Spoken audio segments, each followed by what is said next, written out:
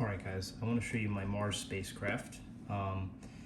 It's probably not the most efficient spacecraft in the world. It's very over-engineered. You can see it has all these little solid rocket fuel boosters on it to reduce the overall weight of the payload.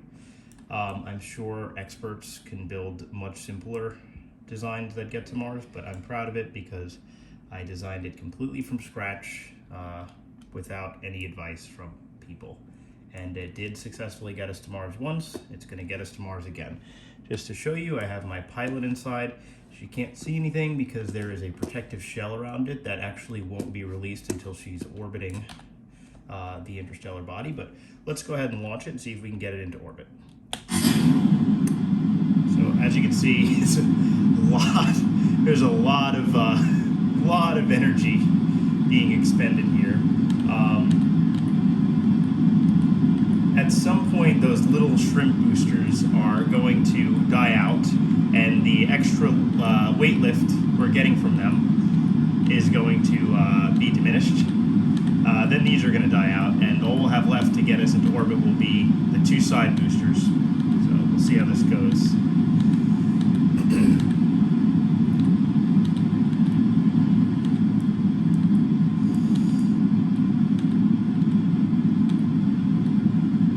Okay, so the shrimp boosters just died out.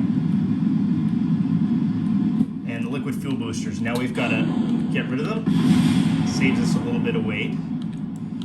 And I'm going to switch to map mode just to see how we're doing in terms of our trajectory. So this apoapsis here, we want to wait till it gets to about 70,000 or so meters, because that is where the space demarcator line is on the planet Kerbal, which is, for context, roughly the scale of our moon, maybe a little bit bigger. All right, so we're going to cut our engines when the peak of our trajectory is in space.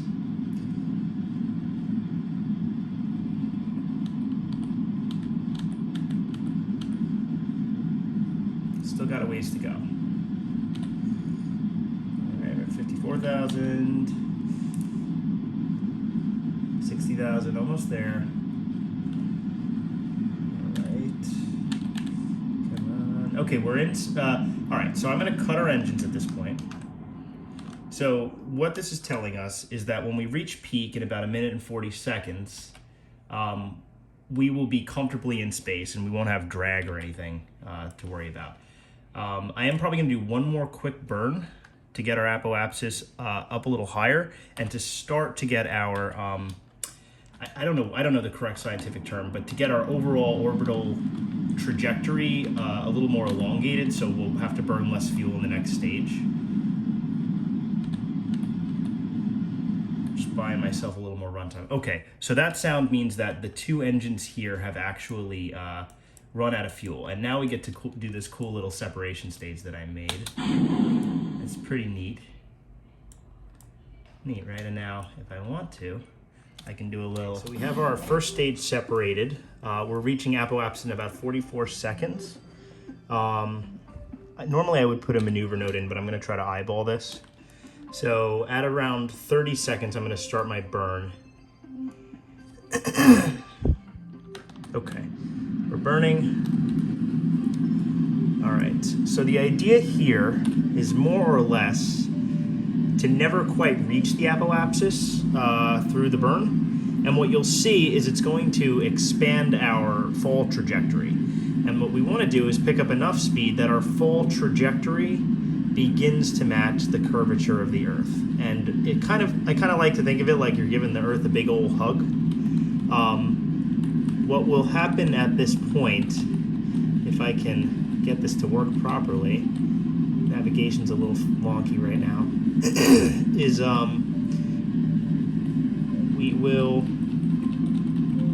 we'll go into orbit. We will go into a stable orbit around the Earth if all works well. I'm having a little bit of an issue right now with that apoapsis timing. So I've got to just turn the nose of my ship up a little bit to give myself a little bit more time. Okay, that should do it. Give myself another 15 seconds. We're pretty close. You can see that our fall trajectory is now approaching a point of no return.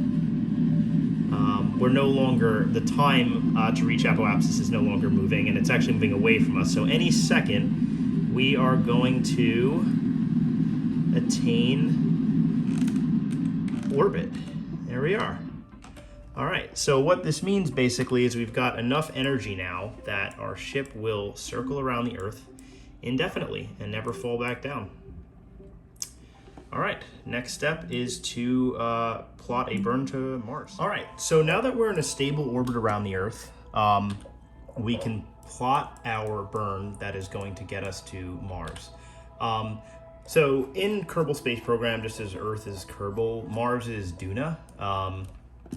So here we have planet Earth, planet Mars, Sun, full solar system. Something I didn't understand, and this is just kind of the fun things you learn as you play this game, is that in real life, because of our limitations in speed, physiology, you can't just go to other places like instantly in space. You have to rely on like rudimentary positioning as a starting point. It happens to be that every planet has an ideal transit period where you can easily intercept them. Because remember, all these objects are moving at millions of miles per hour relative to one another. And it happens to be that in Kerbal, the Mars equivalent, is in a perfect position for us to meet up somewhere around here. When you've got this almost like a 45-degree angle. It's not perfect. I'm definitely just eyeballing it. In space, you can't really move in a straight line. Everything moves in a circle. So what I'm going to do here is I'm going to put in a maneuver node, which is like a hypothetical what would happen if calculator. These little symbols mean different things. This prograde symbol basically means you're burning your engine away from the Earth, okay? You do this when you want to go further. And when you burn prograde on the opposite side of your orbit, things are going to expand. So just to show you a little example, you can see the hypothetical, if we burn our engine on this side of the planet, we're going to expand our orbit on the opposite side of the planet. And as we expand that orbit, we'll eventually reach a point, right? There's our moon over here. We'll eventually reach a point where we can do things like reach the moon, right? And if we expand beyond a certain point, there's a secondary moon for Kerbal. Oh, you see what happened right there? We actually escaped Earth's gravity. And now to see where this burn would take us, we have to actually expand out further. And we see that if we burn this far, we're gonna actually launch out of Earth's typical orbital path here into our own path. So we'll continue the hypothetical burn, and eventually it's gonna tell us if and when we will intercept with Mars on its planet. I know it's not really Mars, but I'm gonna use Earth and Mars so it's less confusing. So you can see here, we've got these little indicators. It says closest approach. So if we burn this much fuel in this direction at this point in time, Mars will kind of be too far away from us by the point that we get to about here. So we've got to keep burning. This part gets a little fiddly, but eventually what we're going to try to do is we're going to try to make it so that these 2 points touch. And we can do this by playing around with that maneuver node for a while. But I'm going to pause it here because this is very finicky, so I'm going to play with the maneuver node to get the exact burn and direction that we need to intercept with Mars. All right, so I've got our maneuver node set up in such a way that we will now intercept with the planet Mars right around here. When Mars gets to here, we will intercept them and either crash into them or try to get into a stable orbit, land safely, we'll see. So now we actually have to create this new orbit. So we are still in a tight, low orbit around the Earth. And this handy little maneuver node tells me that in 9 minutes and 18 seconds, we are going to reach the area where we must start our burn.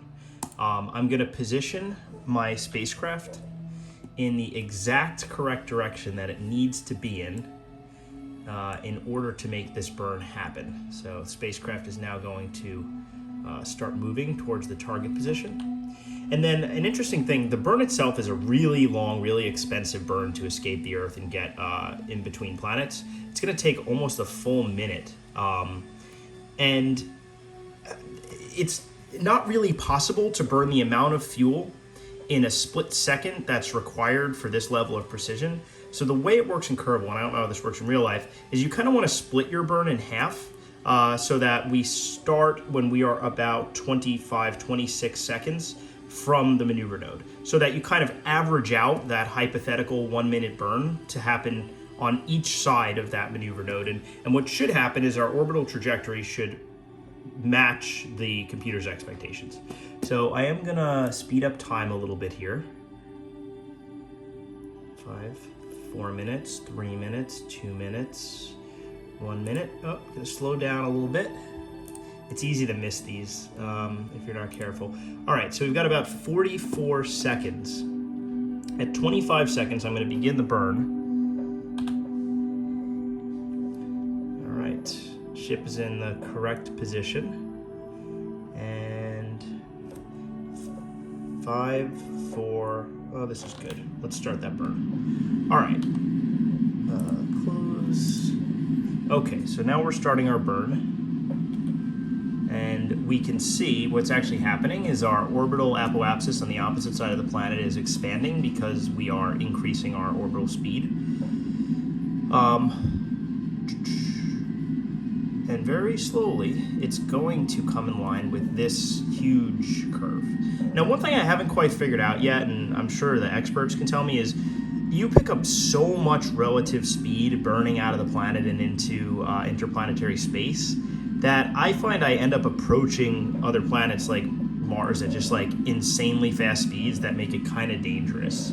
So I don't know how people handle that slowdown. Oh, here we go. Okay, so we're in interstellar space. I'm gonna slow our burn a little bit so we can try to match up with that line. It's kind of, we just gotta kind of eyeball it now. All right, but yeah, I have trouble slowing down when we get to Mars. I don't know if an expert can tell me what makes that easier. Oh, there we go. And all right, that's it. So this is the part of space travel that's kind of boring. The ship is now on a straight line trajectory to the planet Mars. Yeah, and we're not gonna really have to do anything else. That's not entirely true, actually. We may have to do a corrective burn. I'll show you what I mean.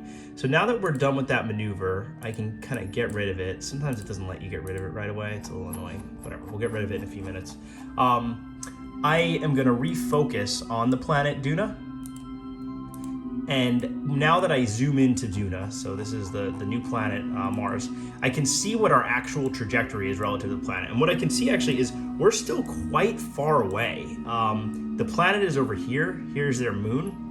We're gonna fly by it within its gravitational sphere around here. So once we get into interplanetary space, burns become a lot cheaper because you're not trying to escape planet's gravity. So we'll be able to just do a few more little tiny burns with the fuel that we have left in our larger tank and just try to correct this so that this trajectory line comes really close to the planet Mars and wraps around it, and then we can slow down and hopefully go into a safe circular orbit to prepare for landing. All right, so keeping in mind that this is a 7 scale replica of our solar system, just want to show how vastly far away these bodies really are from each other. So I've corrected our orbit so that what should happen now is we should approach Mars in a very close, tight orbit. We're actually going to hit their atmosphere here, and that's going to act as a brake and actually slow us down, hopefully enough that we shouldn't have to burn too much more fuel to get into a stable looped orbit around. So that's my maneuver. I don't know if it's the right way to do it, but it's worked for me in the past. I just want to show that, like, on a map, we look to be, like, extremely close to one another. And yet, if I switch over to the ship mode, it's not even close enough for me to see it yet. Oh, no, that's not it. There it is. Okay, so you can just barely see it. All right, so here we are in a safe and stable orbit around Mars on the night side. So now I can explain to you what the true purpose of this mission was. The true purpose of this mission was that I actually, earlier in my career in this game, established a space station to orbit around Mars. But I did not give it enough fuel to actually leave Mars's gravitational field and get back to Earth, therefore condemning my fellow astronauts on that space station to a permanent life-eating plant goo on their little space can. I wanted to rescue them.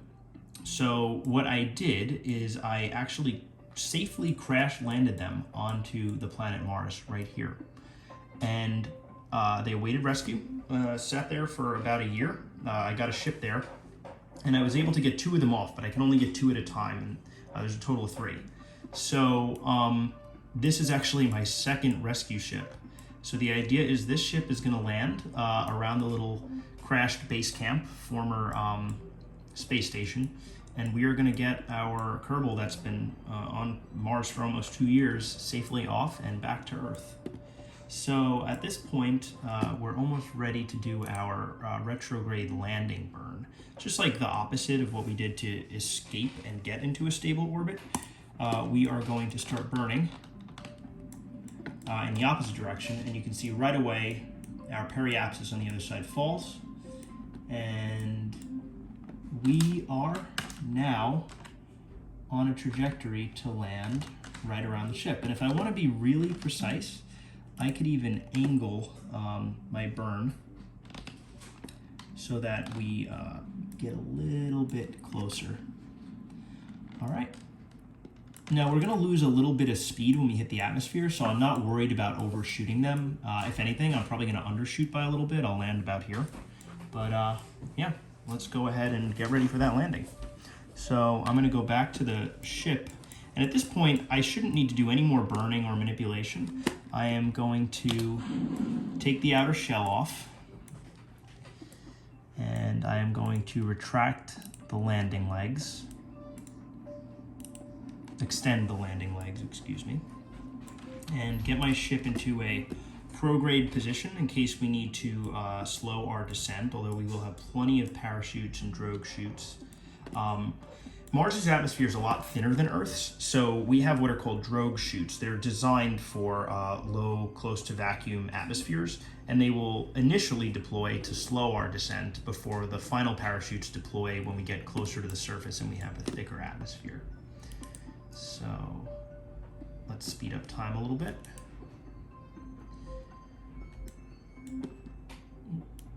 Mars is, I think, a lot easier and more forgiving to land on than Earth, because the atmosphere is just thinner and it's not going to burn you the way that Earth's atmosphere will. You'll see later on in the video when we hopefully safely return with our rescued astronaut in tow just how frightening the return to Earth can be because of our thick atmosphere.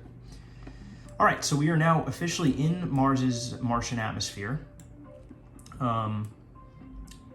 We don't have a lot of maneuverability, and we are still going a little faster than I would have hoped. So I'm going to cut our engines. I'm going to blast our engines, and since we're blasting our engines pointing in the direction we're going, we're slowing ourselves down. This is what's meant when we say a prograde burn versus a retrograde burn. And the idea, the reason for why I'm slowing myself down here is because I don't want to reach such a high speed that when I try to deploy the parachutes pretty soon, they'll get ripped to shreds. Probably not as likely to happen on Mars as it would happen on Earth, because again, the atmosphere is so thin, but we don't want to take too many chances. So, all right, we're at about 23,000 meters. We're pretty close to the surface. We're still a little faster than I'd hoped. I'm going to go ahead and, we're in a spin, but that's okay because I'm going to be deploying our drogue chutes very shortly, and hopefully those will slow us down. I can't use my engines anymore because we're not in a stable, safe spin. Oh, okay, so our drogue chutes just deployed. That's great news. They're going to slow us down a little bit, and there are our regular parachutes. I'm not taking any chances. The atmosphere here is very thin, so we require a lot of parachutes to catch all the air that we can. So this is it. I'm going to speed up the video a little bit here so you can see our safe touchdown. Now, you can tell that despite having all these parachutes and drogue chutes, we're still going to hit the surface going at about 22 miles an hour, which is kind of like a low-grade car crash. What I can do is, just as we get close to the surface, if I want, I can turn on our rocket and hopefully slow our descent so we have a really relatively calm landing. We'll see how this goes. I'm looking for my own shadow. I don't see it yet. Okay, there it is. There's our shadow. That'll give me some idea when to start burning. All right, I'm gonna go ahead and start burning. And I'd like to hit the ground maybe going only like 10 meters per second. It's a little bit safer. We could have hit the ground going 20. The ship is designed for that sort of thing, but you know, then you have to worry about bounce, or you know, if you tip, you're absolutely fucked. You know, it's over if you tip. So yeah, let's have a nice, stable, gentle descent onto the surface of Mars. All right, that's about as stable as it could be. And that's it. We are on Mars. So the next step is actually going to be to switch to my crashed ship. So here is my crashed ship. It's in pieces, but it didn't actually crash like this in pieces. It crashed whole. It was a pretty nice space station. I got it to land safely, and then what I did was I used the decouplers that we would have normally used in Earth reentry to just do a controlled separation so that I could get the various crew members out of each compartment. So the 2 crew members that were in the command module have already been rescued, and it's actually the guy in this little compartment here that we need to get out. So we are actually going to get this guy out of here, and he is going to go on a pretty long walk, probably going to take about 40 minutes to get him to the spaceship that's going to get him home. All right, so we have our rescued Kerbal. Despite the fact that they looked very close to each other when we landed, it did take about 40 minutes for him to make his way over from his crashed station to our lander. But he did make it, and with a little luck, we should be able to get him on the ship, no problem now. Let's see. So remember, he's been waiting for about 2.5 years to get rescued. For the sake of explanation, we're just going to say that they got like plant labs on their ship and stuff. Stuff to help him get in there. I did mean to extend this lower ladder here. I can't do it because I'm not in control of the ship right now. I'm from his position. I'm just going to use his little booster packs to get up there.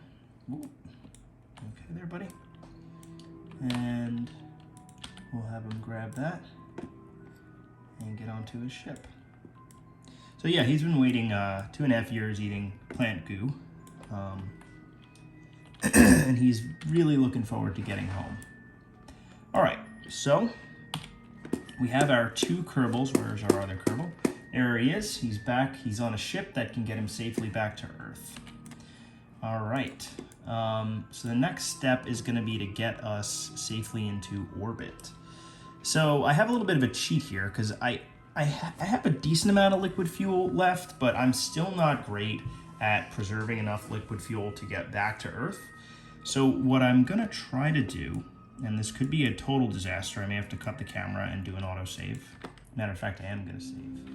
All right, here we go. Just have to make sure that our ship's engines are in the proper order, and this should just work. So we're gonna start our liquid fuel engine to get us off the ground safely, and now we're gonna engage our boosters. And what this should do is it should allow us to save some fuel as we start getting back up into orbit. Now the problem with these solid fuel boosters is you can't actually move them in any way or turn them on or off, and that's true in real life as well. Once they're on, they're on. But they are really cheap and relatively lightweight compared to liquid fuel, so there's a lot of reasons to prefer them. All right, so they're going to cut out pretty soon, and then our only engine is going to be this central engine here. So we'll turn that up, and we can start getting back into orbit. All right, so for Duna, the space demarker is only 50 meters, sorry, 50,000 meters. So we've got, it's a little easier to get up into space. So we're gonna wait until that marker says 50,000 meters, and then we're gonna cut out, and we're going to turn it back on when we get close to the apoapsis, and we're going to go back into a low Mars orbit, just like we did to escape Earth. And the reason we go into orbit instead of just trying to fly straight out of the planet is it gives you time to think and do the calculations that you need. Also, I didn't think about this before I took off, but technically speaking, we have to wait until Earth is in the proper position again, which could potentially take months. So theoretically, these guys are going to be in this capsule together for a couple more months before they can actually do their intercept burn and get safely back to Earth. But they're almost there, so I'd say they're probably going to put up with that for the sake of being able to live, you know. Okay, we're just going to give the planet Mars a big trajectory hug here. See that we're not approaching the apoapsis too quickly because the seconds are going down rather slow. We don't want to pass the apoapsis. If we do, I have to turn the nose of my ship up a little bit, which it looks like I might have to do just a little. There we go. See, you see what happens? Put the nose of the ship up and the apoapsis slips away. That's what we like to see. All right, and we're close. We're about to be in a low Duna Mars orbit and cutting the engines. Cool. All right, so we are safe up here now. We are in orbit above Mars. We have plenty of time to figure out how and when we can safely get back to Earth. I'm gonna go ahead and tuck our landing legs away. All right, so I've created a maneuver node that should get us to intercept with Earth, and it's not gonna be terribly expensive in terms of the fuel we have left. So there's planet Earth right over there. The node comes up in 23 minutes. So I'm gonna speed up time a little bit, and then we're gonna start our burn. 51, 50, 49, 48, let's kick it off now. All right, so we're starting our burn. You can see it's extending out our orbit on the other side to match with this velocity orbit here.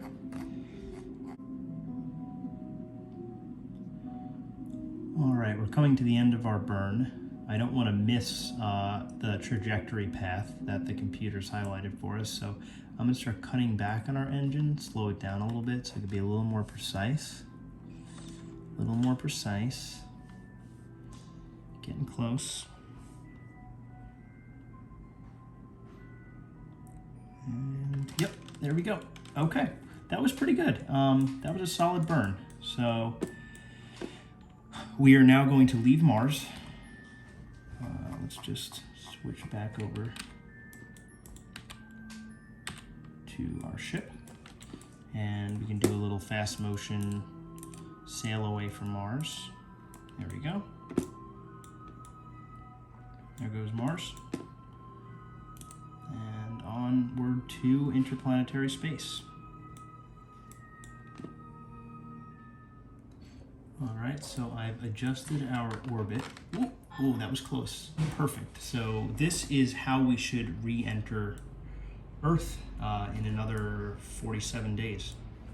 All right, this is it. I'm going to speed up time, but we are headed on a straight trajectory towards Earth's atmosphere. We're still moving very fast, faster than I would hope. Oh. All right. We are in Earth's atmosphere. And hopefully we are going to be applying the gravity brakes here. So I am going to go ahead and burn the rest of our engine, try to keep us as slow as possible, because we're going to experience a lot of heat as we burn through Earth's atmosphere. Remember, Earth is not Mars. They have a really violent atmosphere relative to Mars. And it is, I mean, it'll probably destroy the whole body of the ship. There is a heat shield where our brave pilots are, but this could actually break off. We'll have to see if it survives re-entry. Oh, and that's perfect. Look at that. We are now in a stable orbit around Earth, and pretty soon that orbit is going to collapse, and we will probably end up on a landing trajectory. So this could not have gone better, as long as the ship slows down enough that we don't literally blow. All right, so for the sake of safety and making sure that I don't kill my pilots in the last few minutes here, I've decided to do one last circular orbit around the Earth, and to burn off the very last bit of my fuel, getting my periapsis down to ground level, so that we can actually plan a final descent that isn't going to cause my ship to burn up. So what is probably going to happen is, as we swing around the planet one last time, we'll hit the atmosphere again, we'll hit too much atmospheric drag, and we'll probably land somewhere on the dark side of the planet, which is not optimal. I was hoping we'd get to land in daylight, but as long as we can land safely, that's all I really care about. I think it'll be fun to just do the rest of this from the spaceship's perspective. There's our moon. There's our planet Earth. And I've used all of the fuel, so the rest of the ship here is completely useless to us at this point. And I'm going to go ahead and detach from it. So now we've just got our little heat-shielded compartment. Yeah. Let's see how this goes. So I'm going to speed up time a little bit.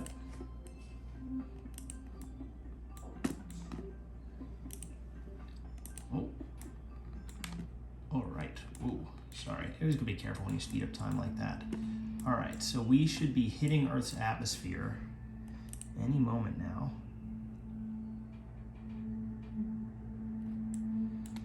Our speed is going down. That's good. All right, so we are experiencing a lot of stressful forces on the ship, but thankfully we do have a heat shield. I think we will survive. And once we get down into the lower atmosphere, the cloud level is going to actually act as kind of a cushion and slow down, break off some of this hot plasma, and then we will hopefully be able to deploy our final parachutes.